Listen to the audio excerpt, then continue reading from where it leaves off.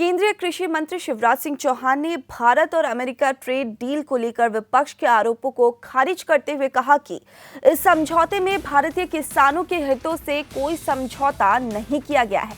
उन्होंने स्पष्ट किया कि खेती को नुकसान पहुंचाने वाला कोई भी कृषि या डेयरी उत्पाद इस समझौते में शामिल नहीं है और सभी संवेदनशील वस्तुओं को पूरी तरह बाहर रखा गया है। पत्रकार वार्ता में शिवराज सिंह चौहान ने कहा कि भारत में किसी भी प्रकार के आनुवांशिक रूप से संशोधित यानी जीएम कृषि उत्पादों को प्रवेश की अनुमति नहीं दी जाएगी। यह फैसला भारतीय कृषि की शुद्धता, मिट्टी और बीजों की सुरक्षा के लिए बेहद महत्वपूर्ण है। उन्होंने कहा कि राष्ट्र हित और किसान हित सरकार की सर्वोच्च प्राथमिकता है। प्रधानमंत्री जी ने कहा था मैं देश नहीं झुकने दूंगा और किसानों के हितों पर कोई आंच नहीं आने दूंगा। आप इस ट्रेड डील में देखेंगे कि ये दोनों चीजों का पूरा ध्यान रखा गया है। बरसों तक कांग्रेस ने इस देश पर शासन किया, यूपीए ने भी 10 साल किया,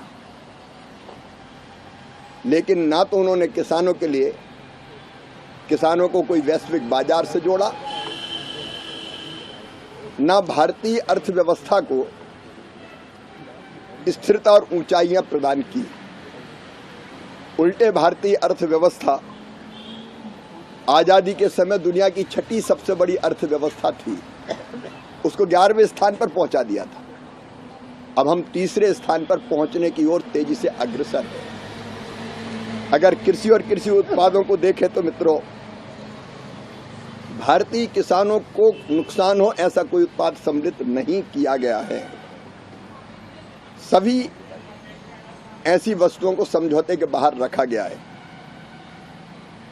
आप देखेंगे सोयाबीन, मक्का, चावल, गेहूं, चीनी, मोटे अनाज, पोल्ट्री, डेयरी, केले, स्ट्रॉबेरी, चेरी, खट्टे फल, हरी मटर, काबुली चना, मूंग, तिलहन, इथेनॉल, तंबाकू जैसे उत्पादों पर कोई टैरिफ में छूट नहीं दी गई है।